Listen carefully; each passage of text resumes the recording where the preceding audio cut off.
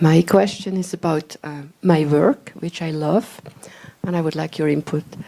I'm, from tomorrow morning on again, I'm every morning in a very small way what you do with us for 16 little 5-year-olds. They come every day. Literally a small way. That's cool. In a very small way. 5 to 6-year-olds, and I'm their teacher, their older sister, their Mary Poppins, their priestess, just all this stuff. I just wonder, twofold. One is just generally, what would you say is the most important to give in this generation? Because I'm kind of a little bit away from it, You're close, much closer. Having come in, know what I mean? You came in much closer to the age group which I guide. And it's a Waldorf school, so I don't have to do any academics. It's just a year to explore social skills, emotional health, all that. Cool. And I'm just a facilitator, so to speak.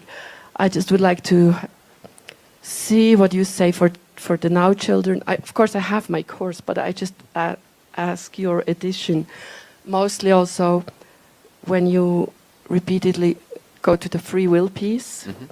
And I definitely pinch on their free will at times. I don't let them go with sticks after each other's eyes or, boom. No, I mean... Well, you're teaching them about the balance of free will. So that's good. So just what would you say is the most important, what I can give in 1 year to my 5-year-olds to make them strong for life? I mean, what I do is I already see them very, they're already very defined. And whenever I see that might be a gift this little one brings to this life, I name it, I show it to them. So all is about on the plus side to focus on their gifts, and on the side where they already have hang-ups to help them manage them so they won't have a lot of social awkwardness and pain. Yeah, well, just teach them that they have choice. Teach them that they can choose how they think and feel. And teach them about the emotional guidance system in a way that feels organic and understandable to them. So the whole thing of feeling bad can be just a sign for... It's a sign that you can change the way you see something. So you would teach that even to 5-year-olds in a... Okay. Yes.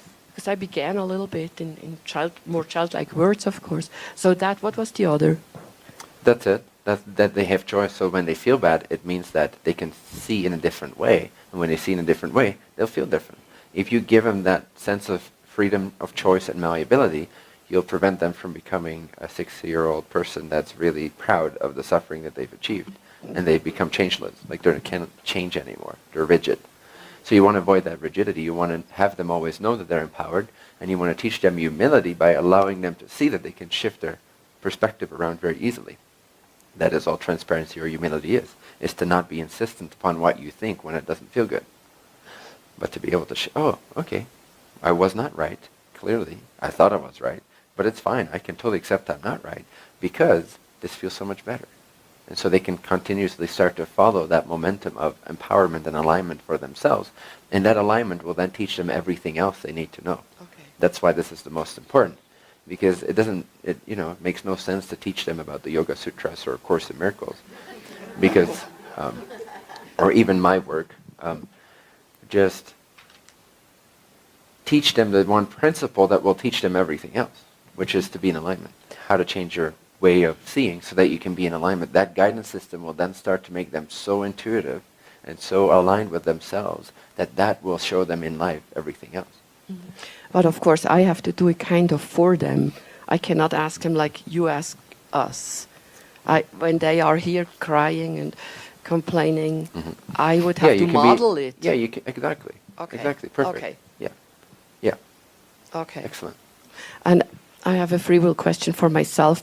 Growing up, the most influential, my mother was the more influential. She covered her weakness with a lot of powering around and transgressing, just manipulating and transgressing a little bit. I mean, she's a great woman, but that's just... Oh, you're so sweet. But I have it still a little bit in me too, and I see it. I also see it. I don't think I have it that strongly anymore, but I still see it. What's the effect of when we do that in your experience, and how to completely let it go. It just keeps us stuck. Really, That's what I mean. The detriment is to the person mostly that is believing they're not powerful. And then they're using these opportunities to continue to believe that they're not powerful. Even if That's why it's so important to mean teach well. people that they are powerful, because if sometimes in spiritual circles we're afraid to say that people are powerful because it has to all be God, it has to all be up there. But the more powerful you are, the less dysfunctional you become. The more you understand that you always are in control of how you think and feel and what you attract to yourself, even though it's a co-creation with aspects of yourself you have no comprehension of using this, but that's okay. Still, you are in vibrational ownership. You are in free will of what you attract to yourself and how you experience yourself. When you know that you have that power, when you know you have that paramount freedom, then you will also know you don't have to steal anything from anyone else or manipulate anyone else to get to where you want to be. So it's the natural way to not manipulate. I do it mostly when I think, when I would see it would be good for you. I mean, mostly well in my transgressions. It's not that I want something for me. It's mostly I see, oh, if you go down that road, you get hit, and so I manipulate your situation. Okay. So it's not so much to empower me. I play a little bit God, and I would.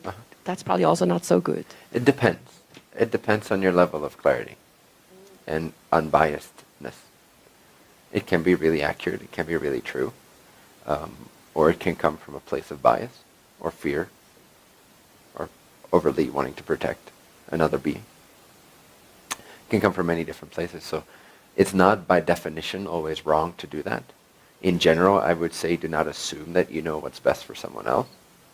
Nevertheless, the more transparent you become, the more of a shepherding consciousness you attain, so to speak, the more you will actually know, because you become transpersonal. You become so transparent to yourself that you can see your own biases and clear them out. When you become truly, truly unbiased, as much as you can, then you will start to be called upon for certain services that are kind of like being a shepherd. But you cannot rush this ahead of its time. You will know it when it's clear. You will know it in those moments when it's genuine. Does that make sense? Yes. Awesome. Thank you so much.